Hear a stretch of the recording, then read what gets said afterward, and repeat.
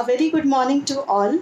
On behalf of the Satish Pradhan Gyan Sadhana College and Vignan Bharati, I, Dr. Sarita Hazarnis, Head Department of Botany, extends a very warm welcome to all present here. Science is one of the most important channels of knowledge and also has a role to play in bringing about global and societal change. Satish Pradhan Gyan Sadhana College has collaborated with Vignan Bharati with the suo motu purpose of enlightening all in the knowledge of science. Today is 20th February, the National Science Day, celebrated in the memory of the scientist and physicist and Nobel laureate Dr. C.V. Raman for his discovery of the Raman effect. This year's theme of National Science Day being Future of STI, that is Science, Technology and Innovation, impacts on education, skill and work. On the eve of the above, we have organized an invitee talk on drug discovery by none other than the renowned researcher and scientist Dr. Kalpana Joshi. She will throw light on the process of drug discovery and, apart from that, how drugs have played an important role in dealing with the current situation of pandemic of COVID-19. But before that, friends, let's offer obeisance to the goddess of knowledge, that is Saraswati, by lighting the lamp and Saraswati Vandana sung by Miss Gauri, who is our volunteer of Vignan Bharati. Over to Gauri. Thank you.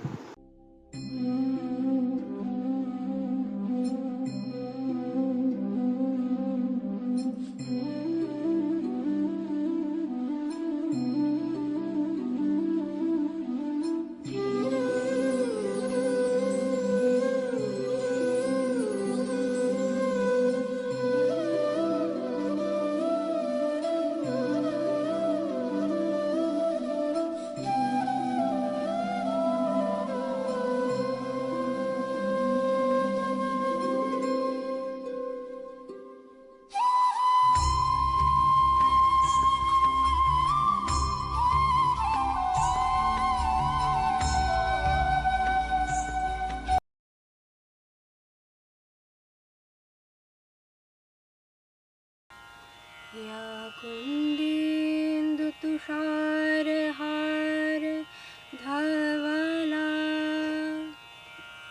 या शुभ्रवस्त्रावृता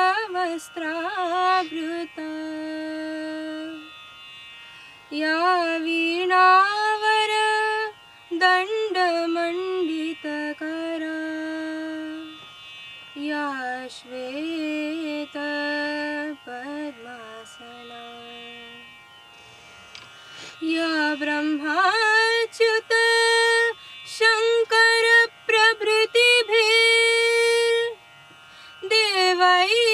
सदा वन्दिता सा मां पातु सरस्वती भगवती निःशेषजाड्यापः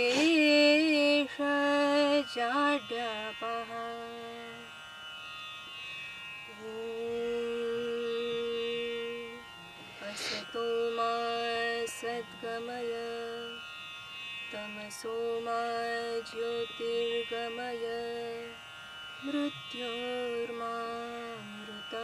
गमय ॐ शान्ति शान्ति शान्तिः.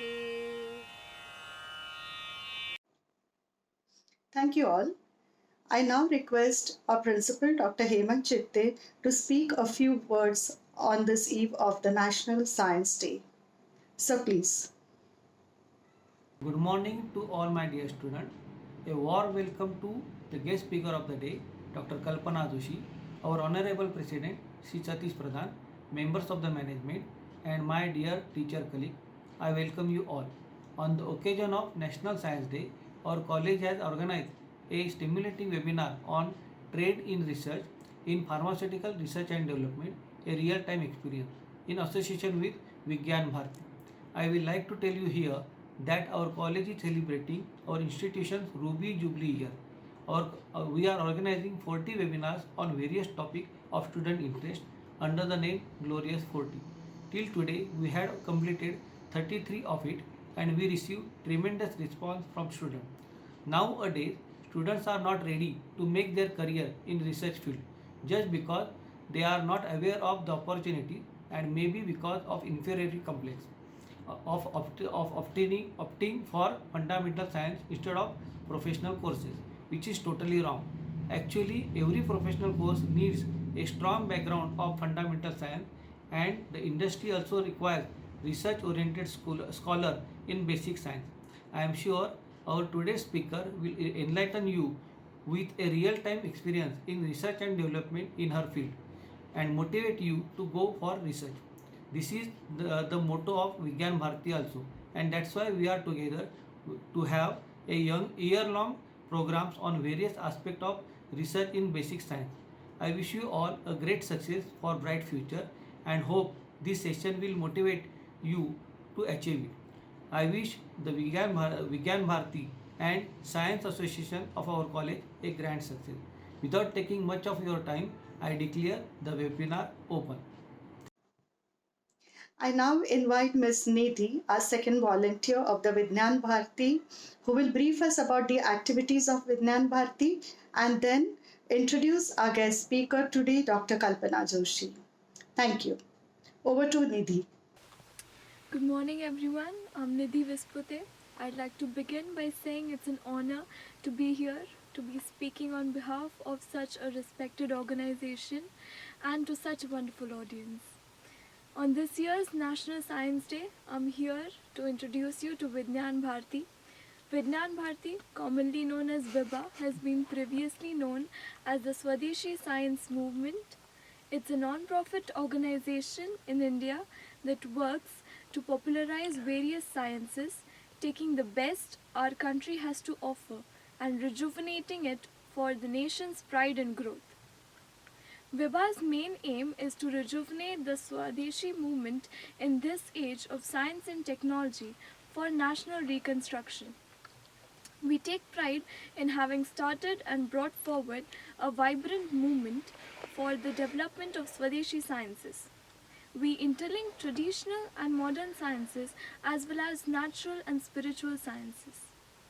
Launched in 1991 under Professor K.I. Vasu's guidance by a few scientists, VIBA is led today by our current president, Dr. Vijay P. Bhatkar. It's our most tremendous honor to have attended renowned scientists Dr. APJ Abdul Kalam, Dr. Kakodkar, Dr. Mashelkar, Dr. P.K. Iyengar in the past. To mention several of its achievements, VIBA received the Honorable Mention Award and Popular Choice Award at Crowds Climate Conference 2015 at Massachusetts Institute of Technology, MIT, USA. It has become the Guinness Book World Record holder for conducting the world's largest practical science lesson. VIBA has also taken many initiatives including Igniting Minds, World Ocean Science Congress and Learn in India. You may know VIBA for its national level programs such as Tech for Seva and Vidyarthi Vigyan Manthan, not to forget its publications Science and Technology in Ancient India, Urja India. These books are available internationally and have been published in English, Hindi, Marathi and Telugu. Friends, now Principal Dr. Hemant Chitte will welcome our guest speaker, Dr. Kalpana Joshi, with a floral bouquet and a memento as a token of our appreciation. Sir, please.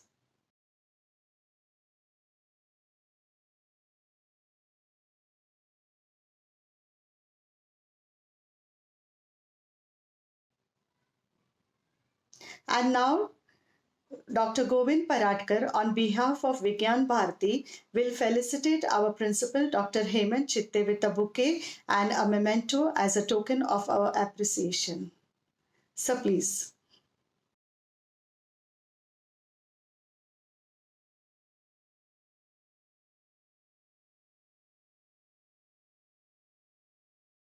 Having you introduced to Vigyan Bharati, I will now welcome our guest of honor, Dr. Kalpana Joshi.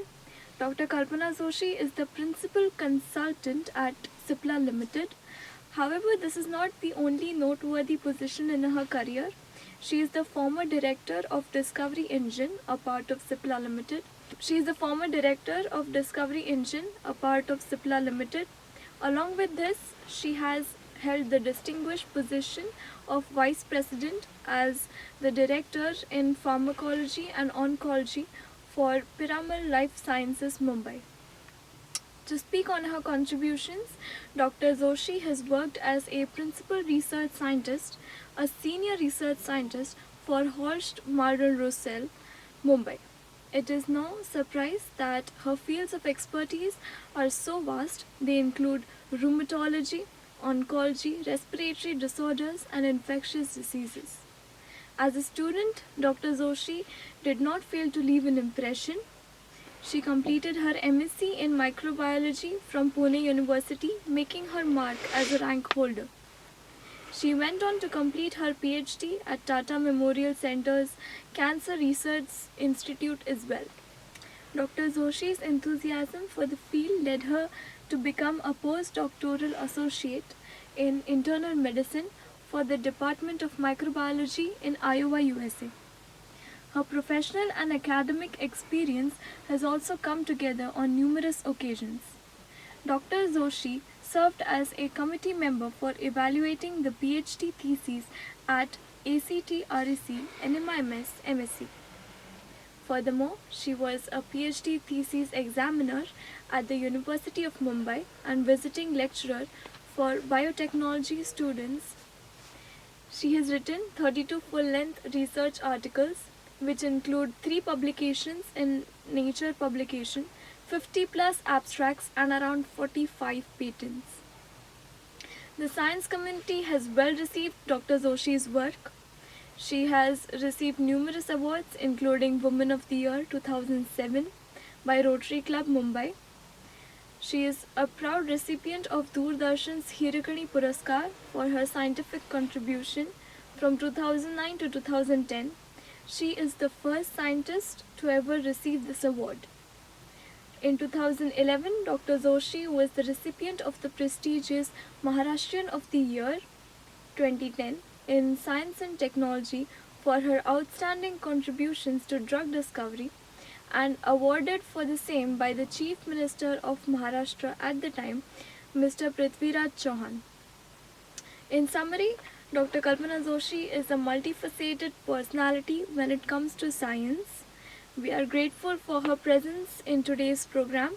Without further ado, I now welcome Dr. Kalpana Joshi to speak on today's auspicious occasion. Thank you very much for the nice introduction. At the onset, I would like to thank the organizer, Gnan Sadhana College and Vigyan Bharati, especially Paratkar sir, for inviting me to give or share with my experiences with you all. So today I will be talking on trends in research at pharmaceutical R&D, and this is especially a real-time experience because I have been working in this field. You must have heard from my introduction that I have been working in this field for last 30 years, and therefore I would like to share my experiences, what I have from the pharma R&D.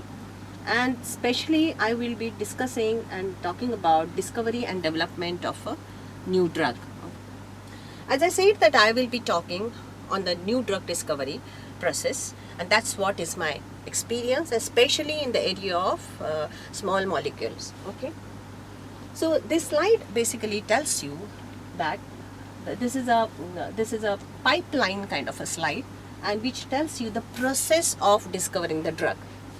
What is the process of discovering the drug?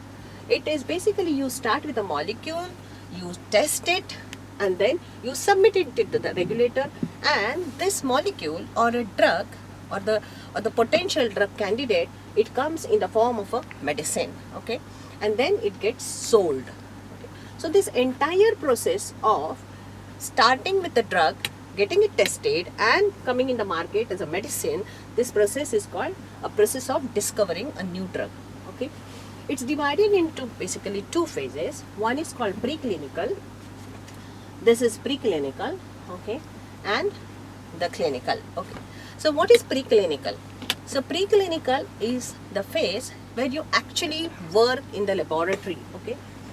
And before it goes to the clinic, you have to see to it that this drug is safe and also efficacious, and therefore this step is very important. So preclinical, when you call it as preclinical, which is in the laboratory, what we call it at the bench. So the entire process of drug discovery is actually the development of a drug from bench to bedside, and this is how we depict. Okay, you can see that there are different stages, different boxes over there. Each one is representing the stage of development of a drug. Every box has its own challenges, every box has its own cost and the time. Okay, why I'm saying that this looks like a pipeline, that means you can clearly see that output of one box is actually the input of the next box. Anything goes wrong in the first box is going to have repercussion of further development. Therefore, each box is very, very important. Okay, and the entire process takes about maybe 12 to 15 years, and high cost is involved. Not just the complexity, but the cost is also about 2 to 2.5 billion today's. You can say. So, therefore, this looks complex, but at the same time, the attrition rate is also very high. Okay. So let's see today. I would like to show you how exactly new drug discovery takes place. Okay, and where exactly I have contributed in this process. Right?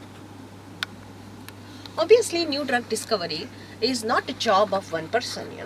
It's a teamwork, right? So this team, literally a scientist, more than maybe 25 to 50 scientists, they work so hard. They work in a team to get the molecule out. Okay. When I'm saying that at the preclinical level, which is at the laboratory level, you have basically scientists which are experts in probably cell biology, molecular biology, biochemistry, pharmacology and chemistry. So in the initial part, more efforts are taken by this group. But the later, when you select the molecule and goes into the clinic, then you have clinical department and regulatory department and so on and so forth. So these entire, these are kind of stakeholders for the drug discovery program. Okay. Going back to the process of drug discovery, you have seen that those were very small boxes in my first slide. But now you see that each box has multiple steps now. Okay. So you start with the early drug discovery process, then preclinical and clinical and so on and so forth. So let's focus on the first part. Okay. First part, which is early drug discovery. Once you choose your disease, you have to also choose the target. Okay. So the first thing for drug discovery is called, it starts with the target identification and validation. Okay. Target identification and validation, we call it and the pharma that it's a door to drug discovery. For the entry of a drug discovery, you need to have a good target. Okay. So I would like to explain a bit on what makes a good target, drug target.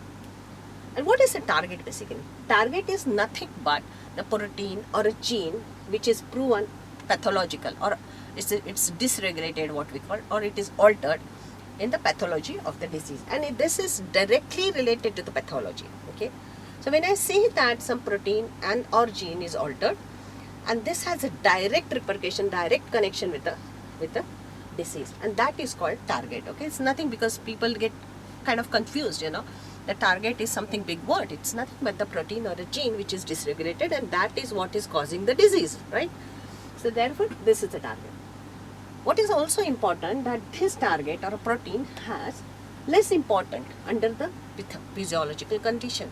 Because yes, you are going to modulate that, you are going to alter it, you are going to inhibit it by the drug, and therefore this target should have a minimum importance in your physiological condition, less role I should say. It should be also druggable. So obviously 3D pictures and 3D structures, and this is required for docking study if at all you are going for a docking. The target should be also assay. You should, like, it's like you have to have an assay for screening the compound, right? So that is called accessibility. Okay. So this target, you may have a target, but sometimes what happens, you have a fantastic gene, and you know that there's a proper correlation, but at the same time you just cannot, do any assay, screening assay for the compound. So unless and until in new drug discovery, screening is priority. This is the first step. So for screening new drug, you have to have an assay, right? It could be biochemical, cell-based, or anything, but you have to have some assay. So the target you can select, but the accessibility has to be there, okay? Importantly, it shouldn't have overall expression, all over the body, because again, you will have problems over there. And a most important thing is that in IP, which is intellectual property, should be secured in this case. So this is what target important. But why I'm saying that target is important? Because what recent analysis of the drugs which are discontinued in the drug development and clinical trial failure, what they have said that these compounds do not meet the efficacy points. So there are clinical trials, phase 1, phase 2 and phase 3. In the late clinical trials, they are failing because of the efficacy. And the efficacy, when we say, it is related to the protein or a gene which is altered, which has direct connection with the pathophysiology of the disease. And if you don't have any action on this pathway, then you are not going to see any efficacy. It's as simple as that. Therefore, this failure rate is very high, and therefore novel promising target is very important, which will give us the clinical efficacy. And this everything comes in the preclinical model, So when I say preclinical, the laboratory, I'll get back to you on this, okay?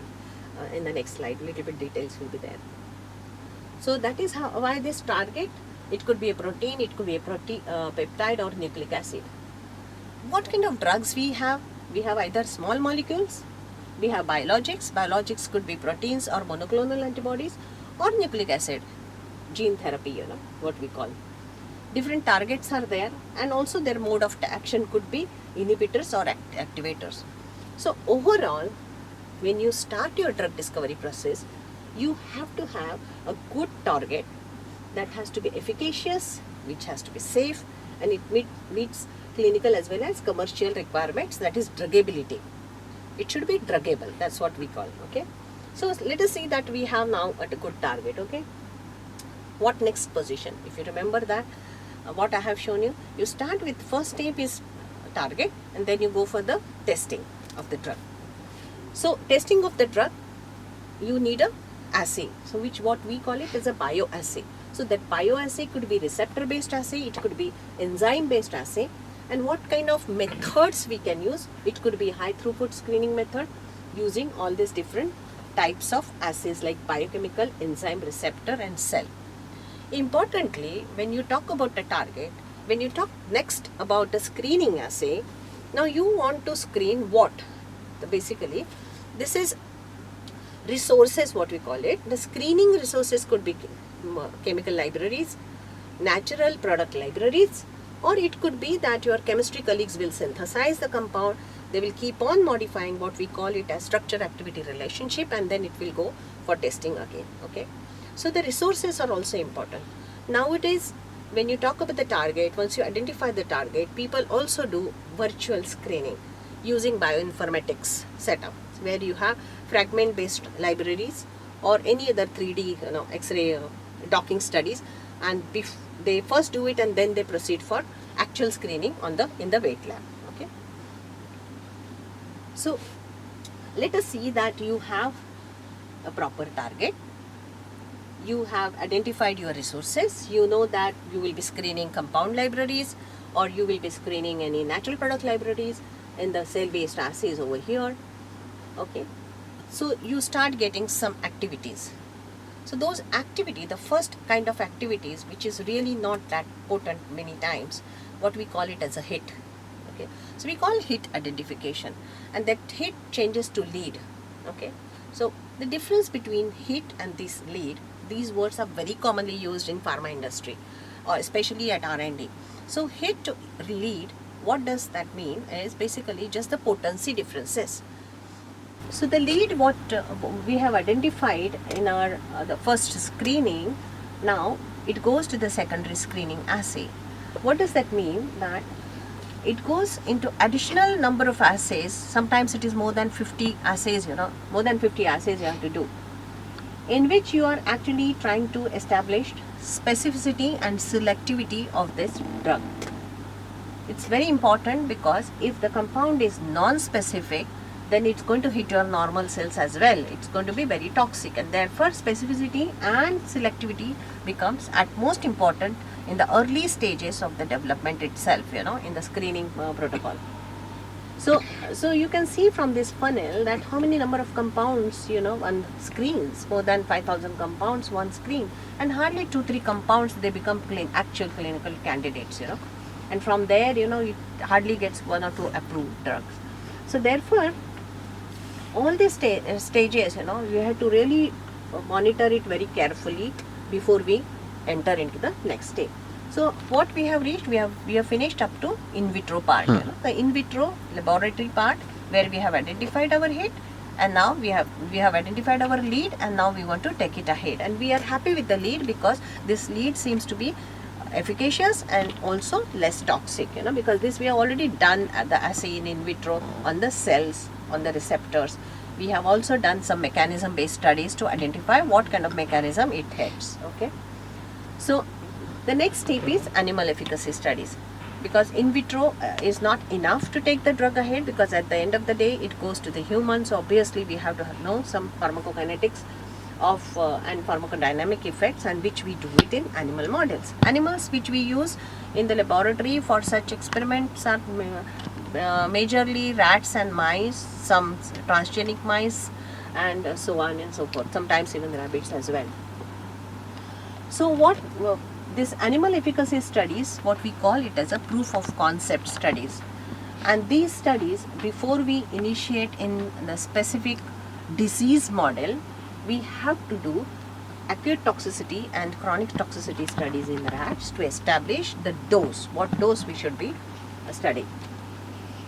We have to also study pharmacokinetics and what we call it bioavailability, okay, because this is going to determine the route of administration for your efficacy studies. If the compound is less bioavailable, so you cannot give it by oral route of administration. You have to go for IP, which is intraperitoneal, or some other route like IV. And hence, these studies are at most important before you start your efficacy studies. So these efficacy studies, once we have established your pharmacokinetics in mice and toxicity, we go for efficacy studies. Majorly efficacy studies are done in disease specific models, okay, and sometimes you have genetically engineered mouse models as well. So right, so when we say that preclinical, we have in vitro and we have in vivo. So we are done with the lead. We know that this lead shows great activity in vitro assay, primary assay as well as secondary assay. It is safe, it is efficacious. Animal experiments have shown us that it is also efficacious in mice, or rats, whichever model we use in disease specific model, and it is obviously it is safe also, and we have also monitored some biomarkers which are related to the mechanism. So up until now, our lead is doing great job, and we have a good compound. We can take it ahead now. Okay. What could go wrong if you select a wrong mouse model or other disease model?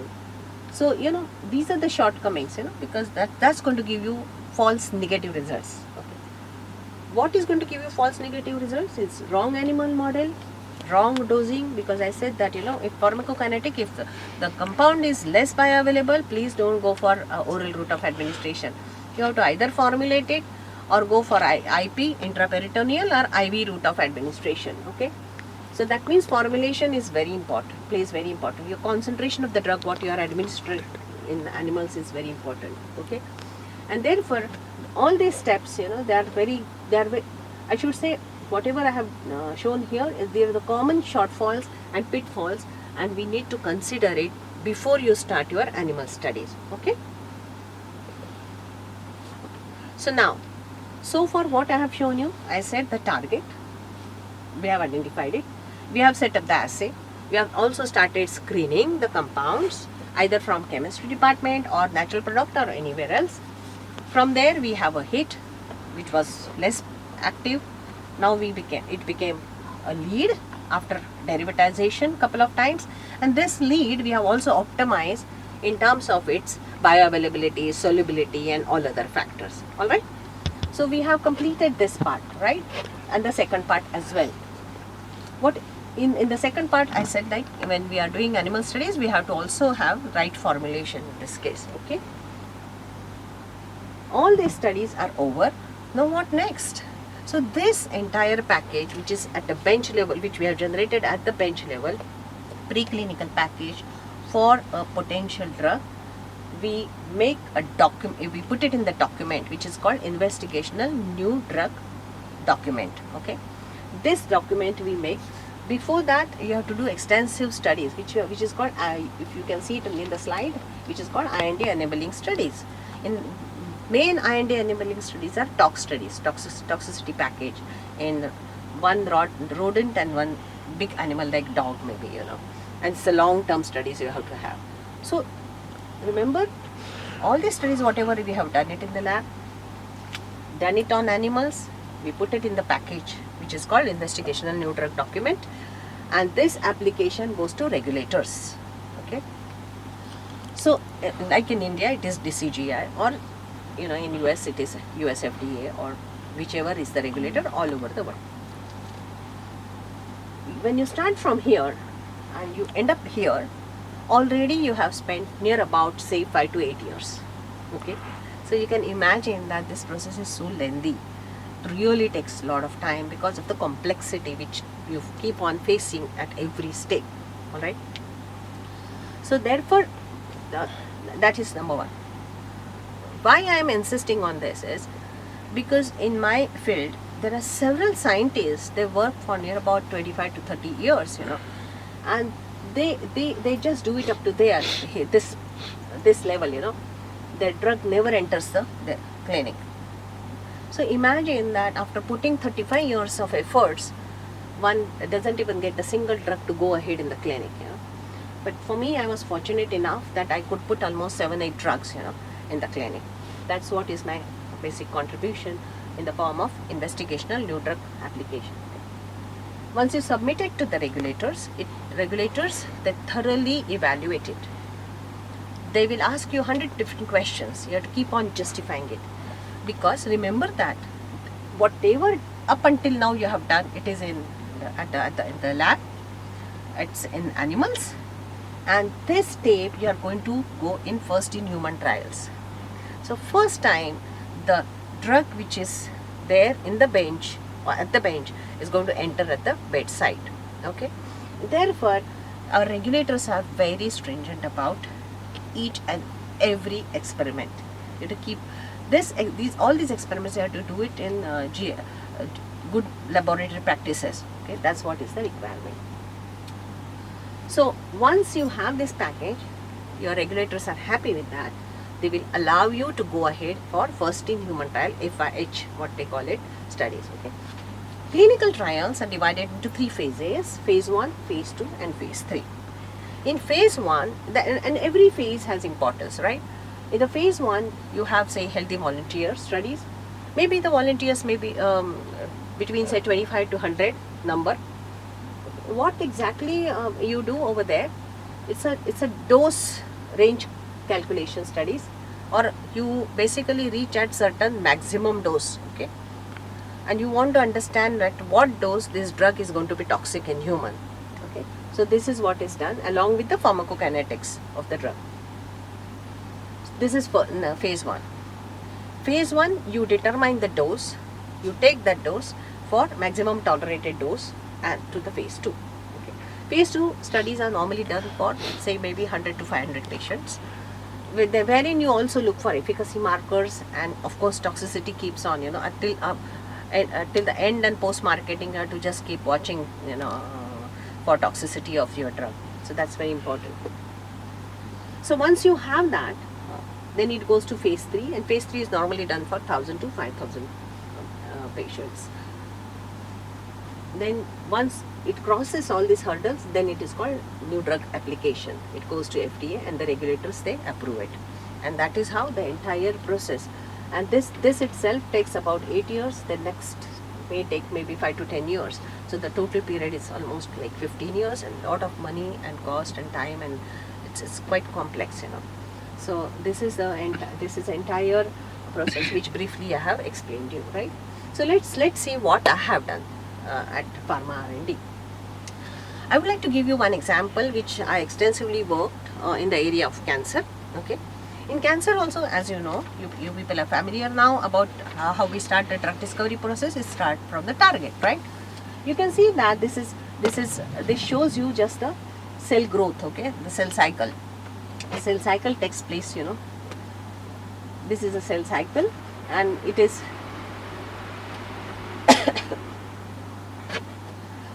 the different phases are, you know, depicted over here. You can see there are so many number of targets, even if you think about the cell cycle. Just excuse me for a minute. Okay. So I worked in this area, so I would like to just briefly in 2 minutes explain you what exactly I have done. Okay, you know that in cancer what happens? It's basically unchecked cell growth. A lot of proliferation of the cells takes place, right? And then you say that the tumor is there, right? So what is tumor? Basically you have excessive proliferation of the cells. Where cells proliferate? During the cell cycle, right? So can we stop it? It's a very simple answer, you know. Can we stop it so that we can stop the proliferation and the growth will be stopped? Okay, so the cell cycle basically, it's you all may be familiar also that it's an orderly event, series of events by which cell duplicates. Okay, and it basically controls the growth of the cells. Okay, and most importantly, that misregulation of the cell cycle controls, I mean that's the hallmark of cancer, I should say. Certain important factors which are identified as the key regulators in this cell growth is those were invented by these scientists, and they also got the Nobel Prize for that, you know, Dr. Hartwell, Tim Hunt and Paul Nurse. And these factors are called cyclic dependent kinases. Okay, so I don't want to go in detail. I just want to tell you that this is a cell cycle, as I said, which is divided basically into two phases: synthetic phase and the mitosis. There are two gaps, okay, like G1 and G2, and normally cell is at the resting phase, and so once cell gets some mitogenic signal, it starts dividing, right? And so once the first signal, once cell receives it, the enzyme which is involved in this starting the entire process is called cyclic dependent kinase inhibitor, kinase 4. Okay, and I worked extensively on the inhibitor of CDK4. Okay. Why I should work on it? Do we know something about it? Yes, a lot of information is there that cyclic dependent kinase are dysregulated in number of cancers. You know, you can name is right from gliomas, colorectal, breast cancer, and several cancers. It is dysregulated, right? And therefore we started, we initiated our screening program. We decided to go for synthetic compounds, sometimes also of course natural compounds also. In this case, of course, CDK4 was our target, and CDK4 is enzyme, right? So we have enzyme assay in with us. Enzyme assay is a biochemical assay. You all are familiar with that, I'm sure about it. It's a biochemical assay, right? You do it in the test tube, right? So the first screening of the compound was in the test tube on enzyme.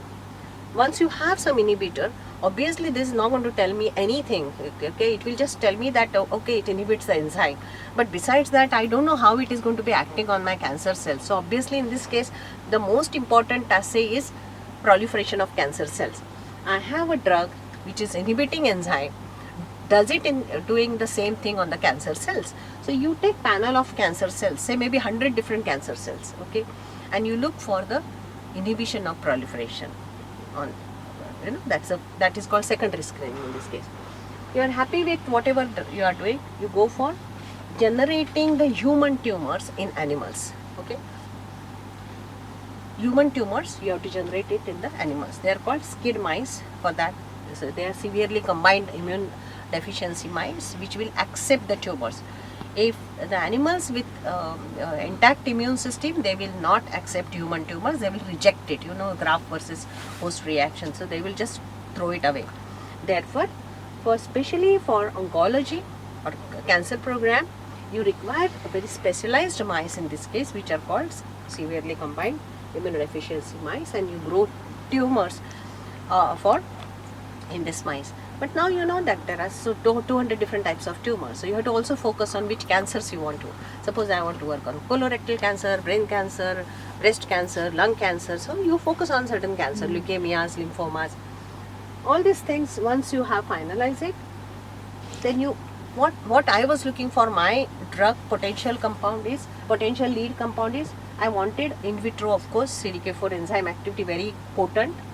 I also wanted it should inhibit cancer cells, okay, because obviously if it is not inhibiting cancer cells, this is of no use to me, right? I also wanted good activity in xenograft. What the models, I'm saying is, it's called xenograft, human cells growing in the mice. This is xenograft, okay. So I want that also, and obviously I want satisfactory safety and toxicity profile. So these are the criteria of selection of the compound when I started my program, okay. How I started it, as usual, you have seen that funnel. You start with the selection of the target, assay setup, then enzyme assays, proliferation assay, then you have specificity assays, animal assays, then toxicity assays, everything is done, and my package, investigational new drug application package, is ready, and now I go to regulators and I submit it, right? Regulators, they check and they give us the permission to go ahead for phase 1 and phase 2 clinical trials. That happened in my case, okay. So I was fortunate that I could at least have a couple of drugs I put it in the form of investigational new drug document. As I said, specificity is very important. I don't want to go in detail, but mainly I want to show you that there are a number of different cancer cells, and you have to show the activity. Most importantly, what you have to show, that it's active in cancer cells, but it has less potency in normal cells. Then only it is going to be not so toxic to normal, which is what you can make out just the numbers. You just say that it is about 200 to 300, say, and this is 16,000, which indicates that it is less potent on cancer cells. And this paper I have published it in international journal. This is very important, that animal experiments, okay. What it shows, human tumors these are lung tumors, okay. Human tumors are grown in animals, okay. These are can you see that the tumors over here, right, in the animals, kid mice, right? When you treat these human tumors, this is at the lower dose and the higher dose. Look at this, the number of animals, you don't even see the tumors, right? So that means the compound or the drug, the potential drug candidate which I have selected for development, is clearly showing that the tumors are getting reduced, right? So it's good. That's what I wanted, right? But I don't want, this is anti-cancer compound, so obviously I don't want these animals to grow the tumors, right, after treatment. So this is how it looks. After having submission of the package, obviously regulators gave us permission. It went ahead for phase 1 and phase 2 clinical trials, and obviously in clinical trials also you have to look for the biomarker safety and everything, which is done already, right? You know that in cancer as well as many other diseases, I'm sure that there are number of different proteins, number of different pathways or genes, they are dysregulated. It is never one particular pathway or one particular protein. So therefore, many places this single drug, what we call it monotherapy, is unlikely to work, which we are familiar for even cancer, right? In cancer you have to give multiple drugs at a time. Therefore what happens, it becomes mandatory for a drug discovery scientist to also show that the drug, the potential drug candidate what you have, is also synergizing with the standard of care. So in cancer you have that radiation, they give radiation, right, after post surgery.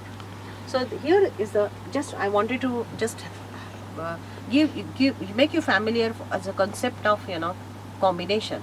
That's what is important. It's not just the discovery of the drug, but it's equally important that you have a combination with standard of drug.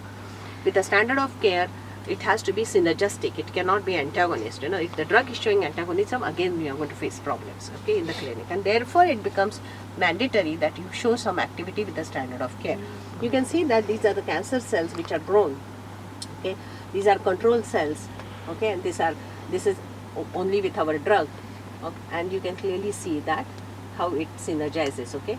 When you have, this is a 2 gray radiation we have given, This is in combination with our drug, it reduces much more, right? 4 gray and 6 gray, but you see that it's completely, the colonies are vanishing. That means the cells are getting killed. Okay, that shows that it is synergistic with the radiation. Okay, so with this, I want to just sum up that this drug which I was working, it went for as a monotherapy as well as for combination several cancers. But however, the company dropped this molecule and they closed the R&D center, so we had to stop working on it, okay, for some reason. But the brother of this drug, which is voraciclib, which is an oral molecule, this was also profiled by me. It went, they have out-licensed it, and currently it is in phase 2 clinical trial in US. So this is all is my experience, my personal experience in cancer area. Just wanted to give you a glimpse of, what exactly is the drug discovery, how exactly I have taken drug discovery, and what kind of molecules I have taken in the clinic. So the overview of basically both drug discovery entire process and my contribution in for drug discovery, which I have shown you now. Just wanted to let you know that what is happening currently in the pharma industry. Okay. So currently, because of the technology, advancement in the technology, people are also talking about the gene therapy. And which is the gene therapy? The FDA, US FDA has approved very recently, 2018, the 2 gene therapies, which is called, chimeric antigen receptor T cell therapies for hematological cancer. And these are from depicted as Kymriah and Yescarta. So this is important for you to understand that it's not just the small molecules, but also now people are moving towards gene therapy. Okay, and this is what is getting used. It almost, you name the disease and it's people are trying. Okay, even for Alzheimer's. And once again, the scientists who have developed this technology, they got the Nobel Prize in 2018, Dr. James Allison and Dr. Honja.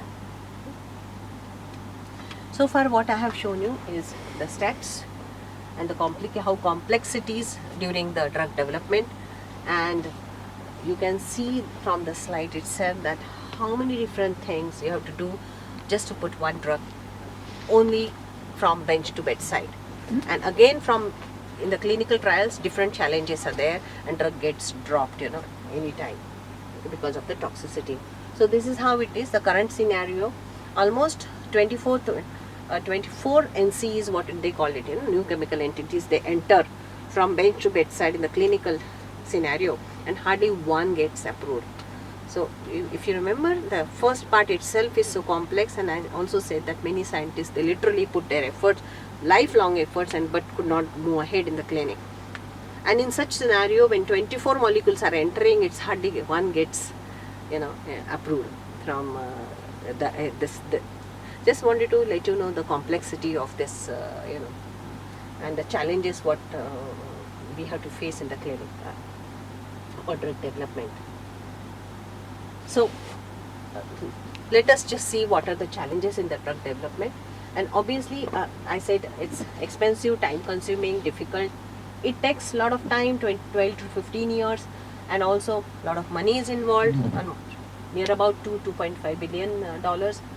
So currently what is happening, that pharma industry is facing enormous challenges, wherein there is reduction in the efficiency, then stagnancy, success, fierce price competition from generic, then high regulatory hurdles, and several other things. Okay, why I want to this picture, I like it because I stand, this is a tug of war.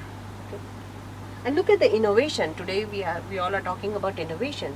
This year's science theme says about science and technology and innovation, and where we are, the innovation is all alone, and the innovation in tug of war is, it has to literally play with so many different people, and they all are on one side, and then innovation is on the other side. So that clearly indicates the complexity and the challenges when you talk about innovation. Okay, and that is what it is in the drug discovery process, right? So can we have something, can we talk about, can we have some alternative to innovation, directly like new drug discovery? So the concept of drug repurposing has come. This is early 1990s. People have started, talking about the concept of repurposing. What does that mean? That you have an original indication over here. Okay, drug is approved already, and then you use it for the new indication. You basically, you already know the safety of the drug. You try to save the time. You also save a lot of money, because obviously you know the drug is already approved for one indication, right? And now you are just looking the use of this one drug for another disease area, okay? And that is what it is. So you can see even the money saving, lot of money saving, from almost 2.5 billion, 6 billion to 300 million. This is what the development cost, and as well as the time. So why not, if the drug is going to be the drug which is used right now is gone through all bench side and to development and the clinical development, and if the drug is going to hit different targets, let us use such drug and make use of such drug for other diseases, okay? So this is the concept which is getting much familiar as against the challenges when you talk about the new drug discovery, completely new drug discovery, because already things are there. You know the safety of the drug, tolerability, a lot of things about the drug, so you'll end up in saving a lot of money and the time, okay? Why I am giving you example, I would like to put it, there are several drugs, which are already approved by this route of, I definitely wanted to give you this concept of repurposing and why it's the current scenario, pandemic scenario of COVID-19, okay? And we all know that how the COVID-19, this is SARS coronavirus 2, which enters the human cells through certain receptors which are there, present on the host cells, right? Which are called ACE2, S2 we call it, okay, receptor. So, and we know that how difficult this time is for us. Last 1 year we have been struggling. So, what is happening in this case? Are there any new drugs?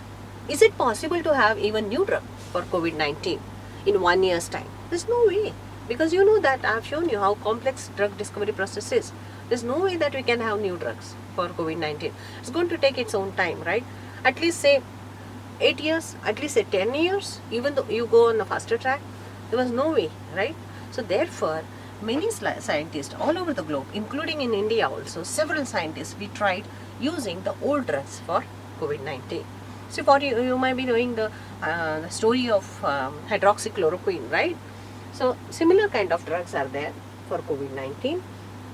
They were anti-parasitic, anti-malarial, then antiviral, several drugs tried out, and that means the repurposing of the drug. They were already there in the market and you're just repurposing it for COVID-19. These are the world figures today, a lot of deaths are happening, a lot of people are, especially in US, the scenario is really bad. So, just one example I want to give you, remdesivir, okay. The remdesivir is a repurposed drug and which is approved for COVID-19, right? US FDA approved it recently. This drug was earlier meant for Ebola. It didn't do good over there, because it was not a potent drug at all. So this company, Gilead, they kept it on the shelf, right? But when COVID came into picture, people started, utilizing the screening capacity, their own compounds in the libraries, existing libraries. And Gilead found out that remdesivir shows good activity for COVID-19. And thus COVID-19 was approved on the faster track, okay, within 1 year's time, less than that actually, 6 months time.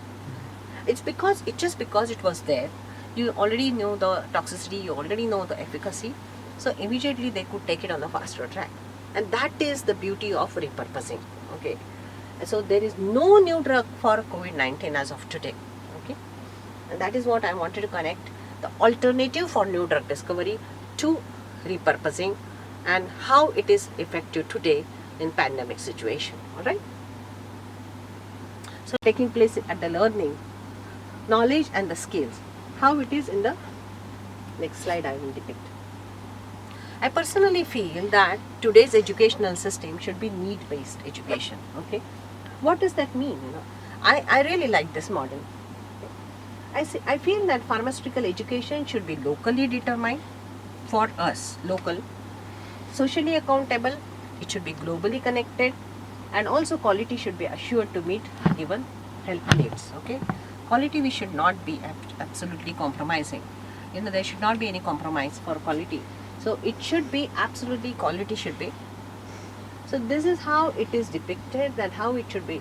We should take care of the local skills, local people, local workforce, make them competent. Okay, you educate them, you see to it that you have good quality, assure it, and this is how the working pattern should be.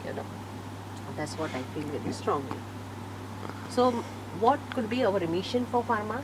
We feel that making a difference to the quality of life by reducing the burden of the disease. Okay, this is our mission. So I would like to end my talk by Stephen Jones saying the core of learning is found not in what is defined in the curriculum, but in how teachers help students discover new possibilities from familiar things and then from new things. Okay, this is how I personally like this slogan, and thank you very much again for giving me this opportunity, and thank you for listening to me so far. Yeah, I would like to take questions now. If you have any queries, questions, I'd be most happy to answer those. Thank you so much. Yeah, yes. Your session was very interesting, madam, and has Thank you. generated a lot of queries. Thanks. Actually, Sure. as our brain has started thinking so much.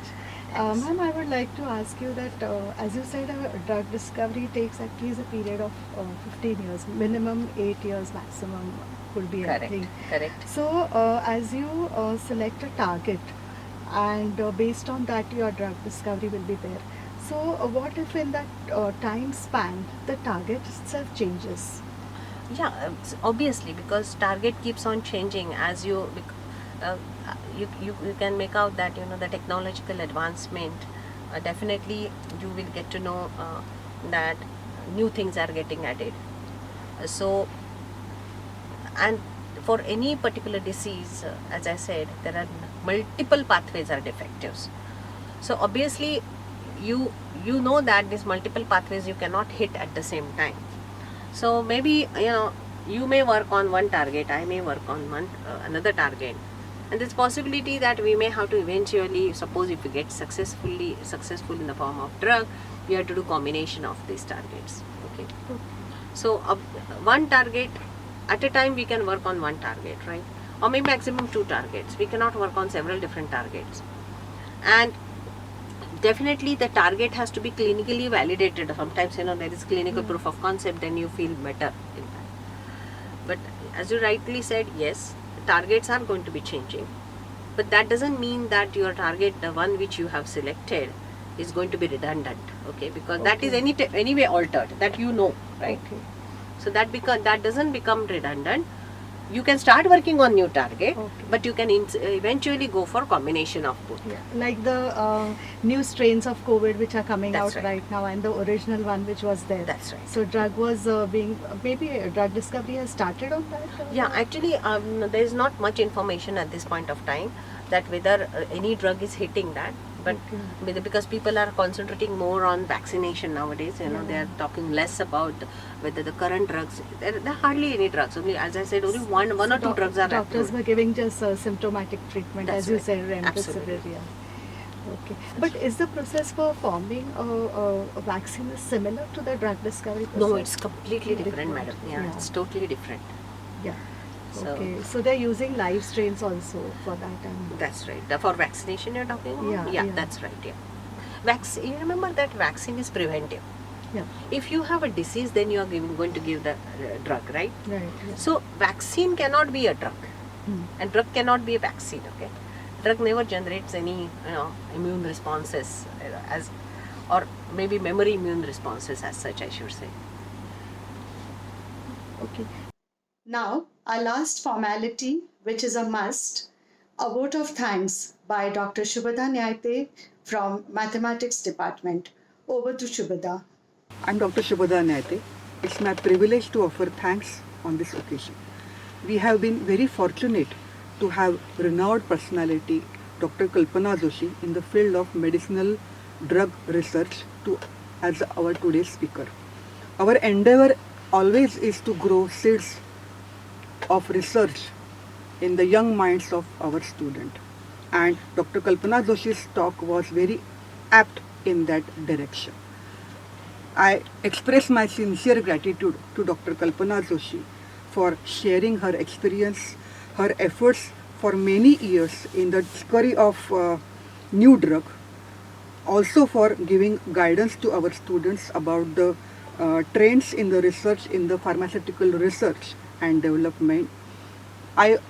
I'm also grateful to our secretary, Mr. Kamalesh Pradhan, and our treasurer, Satish Sheth, also our principal, Dr. Hemant Chitte, for giving us continuous encouragement and support for this program.